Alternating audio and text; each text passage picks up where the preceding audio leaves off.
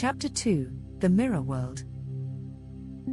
Lena and Kai materialize in a world where time is utterly disjointed. The sky above them is a shifting canvas of color, changing erratically from a brilliant blue to a deep indigo, then to a dusky purple. There's no clear transition between day and night, just an endless cycle of chaotic light and shadow. Below them stretches a city in ruins, its grandeur lost to time and decay. Enormous glass towers rise like shattered giants, their once smooth surfaces now fractured and jagged, casting eerie reflections in the dim light.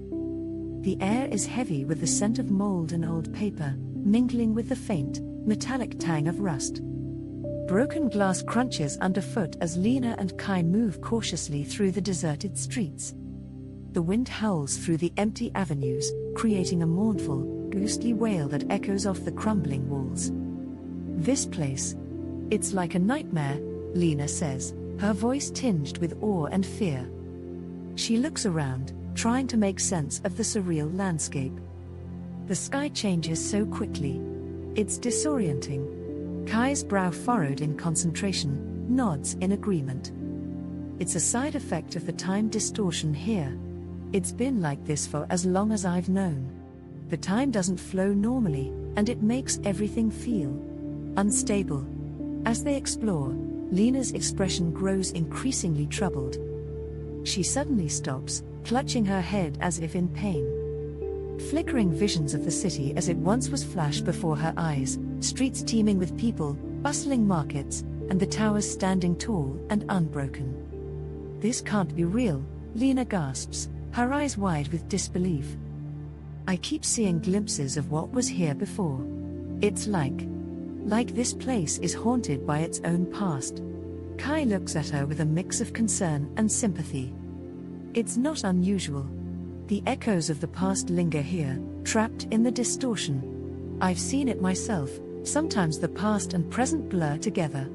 Before Lena can respond, shadowy figures begin to materialize from the darkness. These creatures, formless and shifting, move with an unsettling fluidity, their eyes glowing with a menacing light. They're the manifestations of the deepest fears of those who travel between dimensions, their presence sending a chill down the spine. Run. Kai grabs Lena's hand, pulling her along as they sprint through the labyrinth of wreckage. The creatures hiss and snarl, their movements quick and unpredictable, as they close in on their prey. Lena glances back, her heart racing. What are those things? They're terrifying. They're called shadow wraiths, Kai explains as they dodge debris and navigate the twisted streets. They feed on fear. We need to keep moving, fast. The chase is relentless, and the danger forces them into close proximity. As they weave through the debris-strewn streets, their hands remain clasped tightly. Every glance they exchange is charged with a mixture of urgency and something more profound, a connection that grows stronger under the pressure of their situation. Eventually, they find shelter in an ancient library. The grandeur of the place has long faded, its once majestic shelves now leaning precariously, their contents scattered across the floor. Dust hangs thick in the air, catching the dim light and creating a shimmering haze. This place feels like it's been waiting for us, Lena says, her voice echoing softly in the stillness. She starts to sift through the old texts, her fingers brushing over the brittle pages with reverence and urgency. Kai watches her intently, his concern evident. What are you looking for?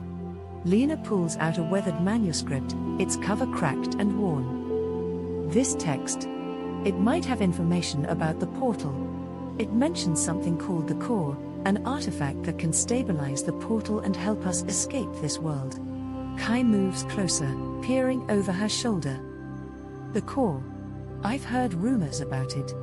It's supposed to be hidden somewhere in the city, but locating it won't be straightforward. As Lena and Kai delve into the manuscripts, the weight of their situation becomes more apparent. The library's silence is punctuated only by their murmured conversations. I've always been afraid of being alone, Lena says quietly, her voice filled with vulnerability. It's like no matter where I go, that fear is always with me. It's suffocating. Kai's gaze softens.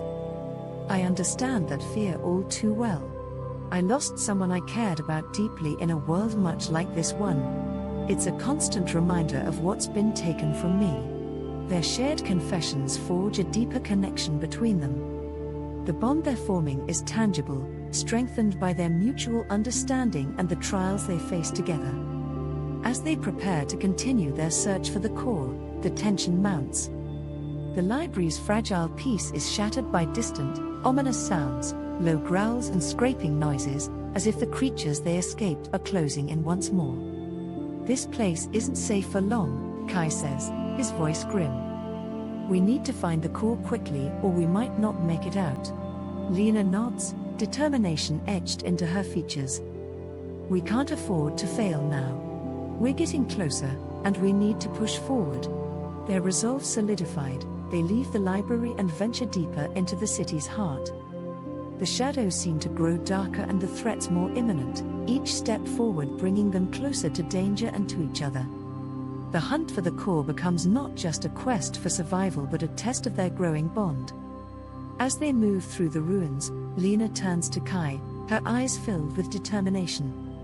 We're in this together. We find the core, or we don't leave. Kai meets her gaze, a fierce resolve in his eyes. And if we have to face every shadow in this city, we will. Let's make sure this world knows we're not giving up.